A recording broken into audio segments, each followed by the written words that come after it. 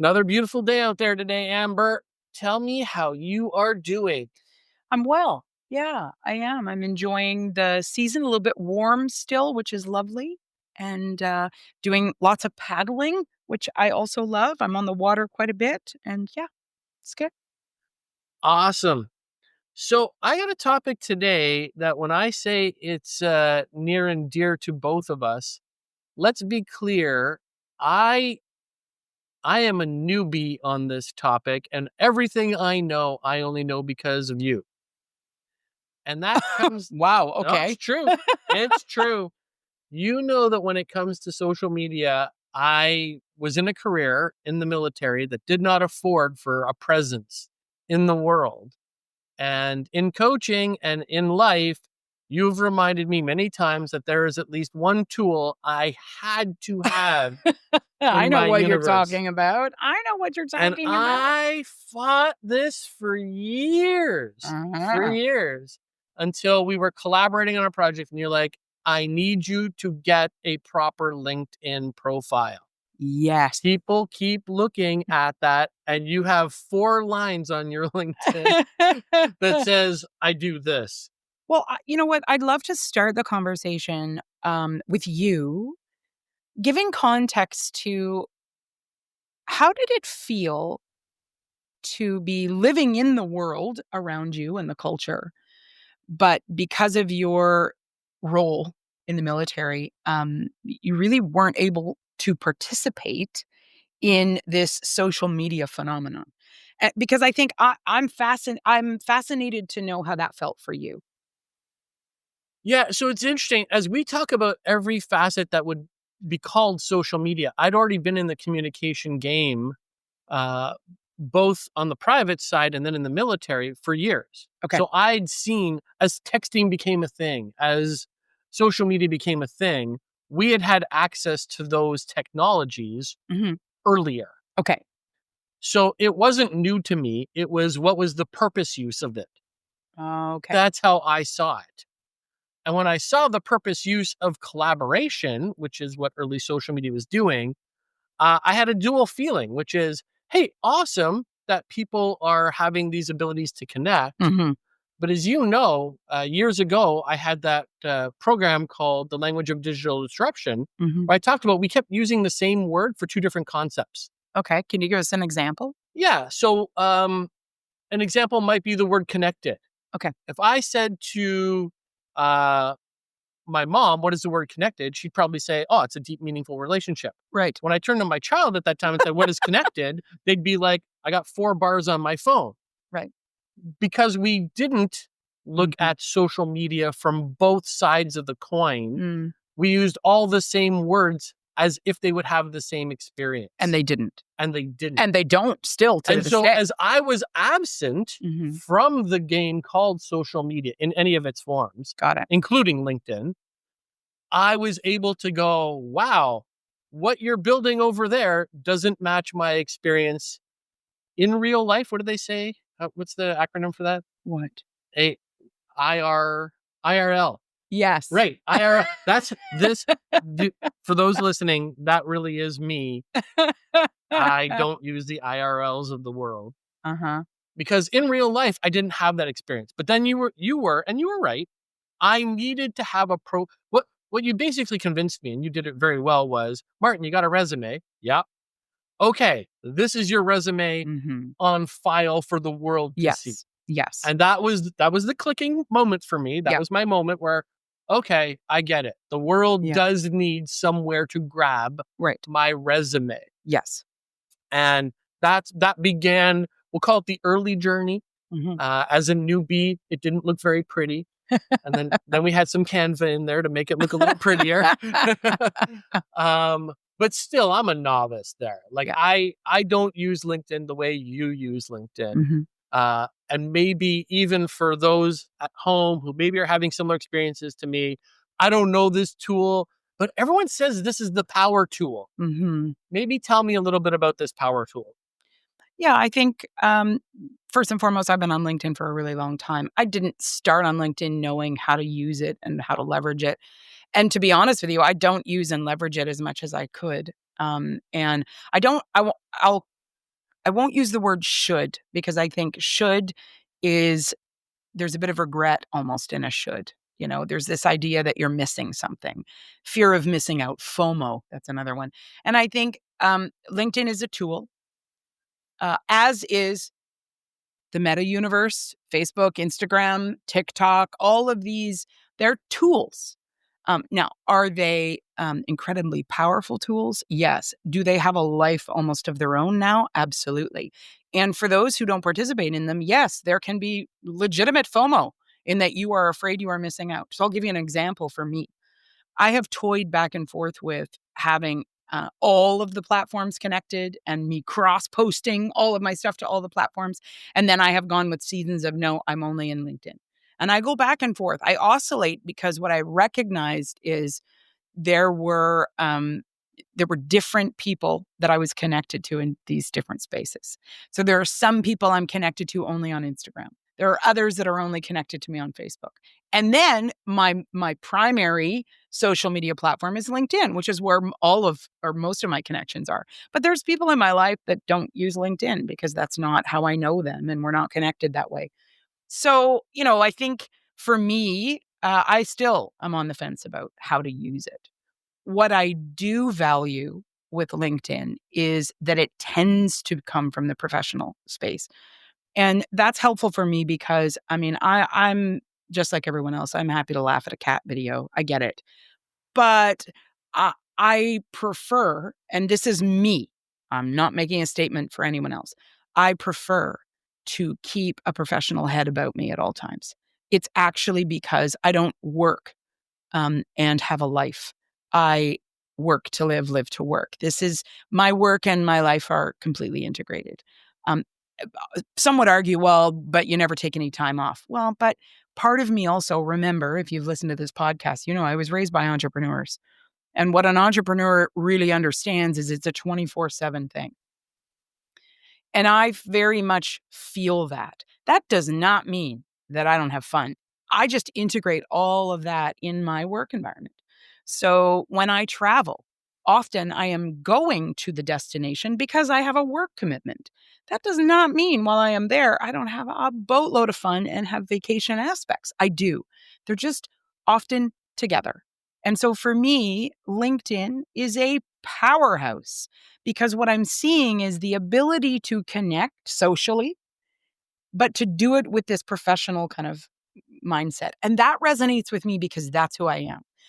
Many people who get to know me will recognize I am always prepared to talk business. I am always prepared to talk professional because I am always the same person, whether I am having a glass of wine at a restaurant, being entertained, whether I am in a business meeting, whether I'm in a project status update meeting, I am the same person.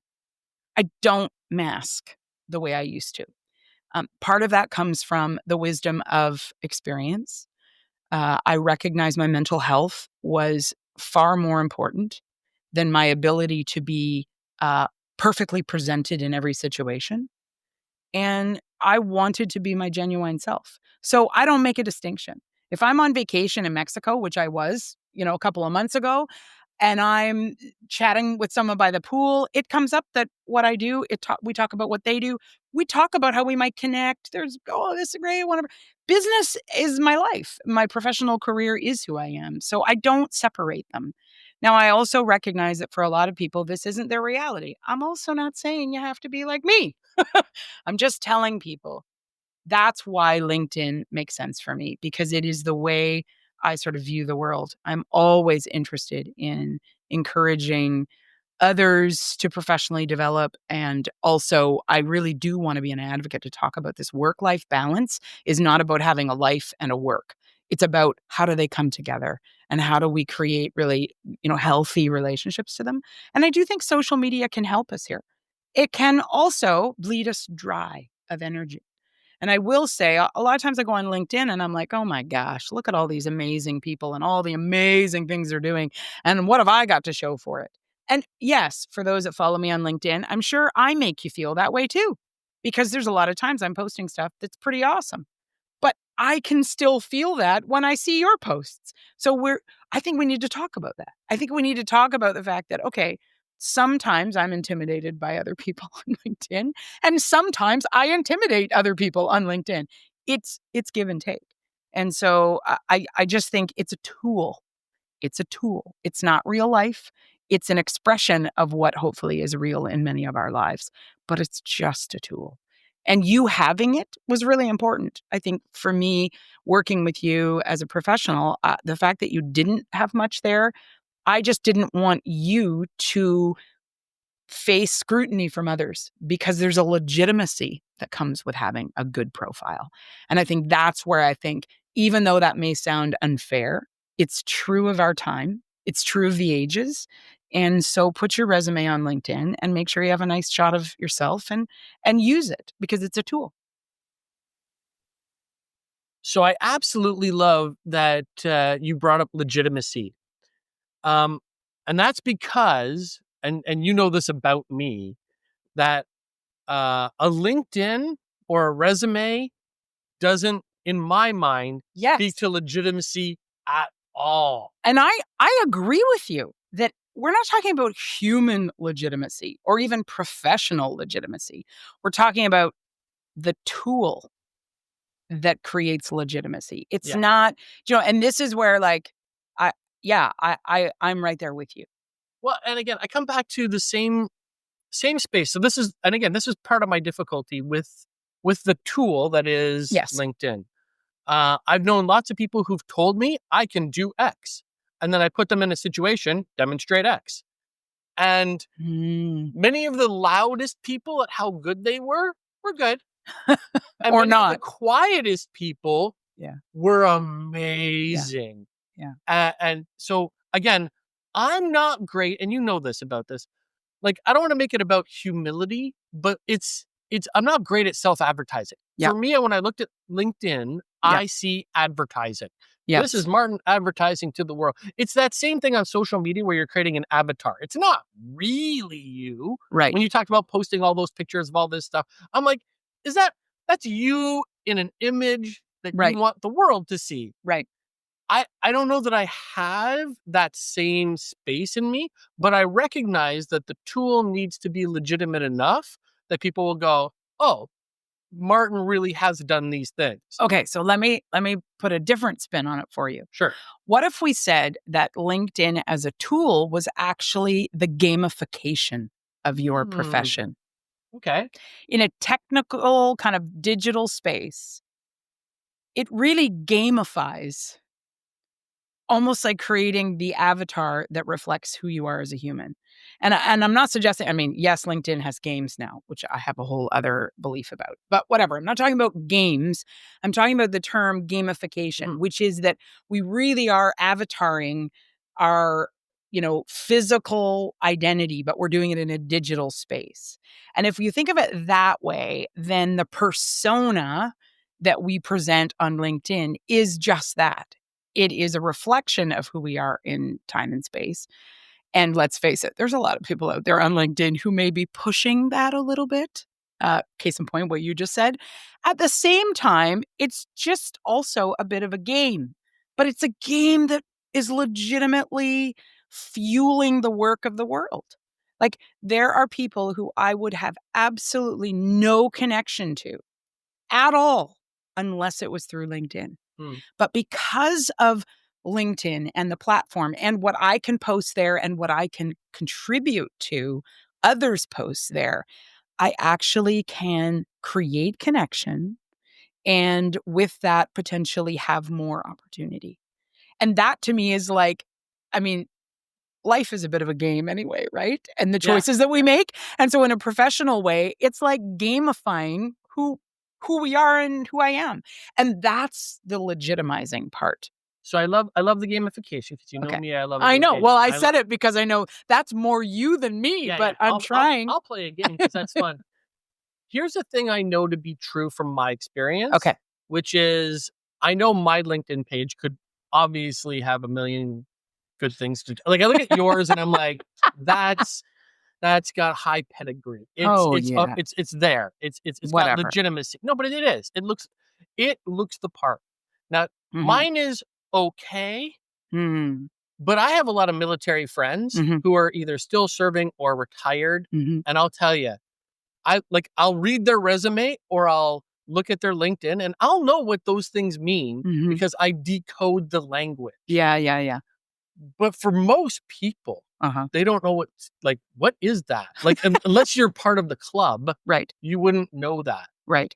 What is something those of us who aren't good at Mm. this game, Mm. what could we do to improve at this game? Oh gosh. I mean, I think this is where you get to choose. When I suggested to you strongly that you should get a LinkedIn profile, the reason I was doing it was because I was trying to save you from something that I was afraid of for you. But in reality, you could have just said no. And that wouldn't have changed your ability to access and do great work. It just would have left you out of that one game, right? Mm. So I want to be clear. LinkedIn isn't the only game afoot. And for that matter, it's not the only business kind of social media platform, but it is the big one. And choosing to be in it or not being in it is still a choice that any individual gets to make. It doesn't mean you're illegitimate. It just means that people can't find you on LinkedIn. And I do want to, let's relegate this to what we're really talking about. It's just a tool. Mhm. So, for instance, I am not a surgeon. As a result, I don't own a scalpel. I've never really held a scalpel, and I don't know anything about how to use a scalpel. In my professional line of work, that doesn't delegitimize me as a professional because why? Because it's not a tool that I need. However, if I was a surgeon, this is a tool I would need. And so I think that's the thing. I would also say a lot of, and to that same example, a lot of medical doctors, a lot of surgeons aren't necessarily on LinkedIn. Why? Because the networking, the gamification of their career path and their profession doesn't necessarily need that same tool. And that's okay. So I would just say it is always about your choice. And I think we have to differentiate between FOMO, which is the fear of missing out, and the literal missing out. And honestly, nobody can tell you. I can't even tell you that you're going to miss out if you're not on LinkedIn, even though I did. I think for me, what's at play or what was at play even in our friendship was that I saw this as a part of you leaving active service military, retiring from that career as a veteran, and perhaps not knowing what some of the power moves were that you could use to present yourself professionally to the world. And I just saw LinkedIn as an easy move for you.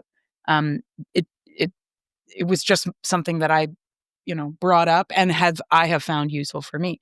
Um, but you could have just as easily said no, and that wouldn't have changed our connection. But it just would have been a tool that you chose not to use. And I think that's important. I want people to be empowered in the choices that they make. I certainly have been as I oscillate back and forth between being on all the platforms or being just on one. And I think, what I don't want anyone to ever think is that FOMO, fear of missing out, is most important. No, that's not most important. Missing out could be most important. And let's harness that fear and make good, legitimate decisions based on what works for us. So on that, what works best for us, imagine I'm a new project manager. Right. What is it I want to make sure Mm. is up there so I can put myself available for the big game? Yeah. I think, as a novice professional or project manager or both, LinkedIn is a great place because our profession of project management is very well anchored in that social media platform. And building connection quickly, finding opportunity quickly, and beginning to connect and build relationships with people, that can successfully be done only on LinkedIn. It can be done.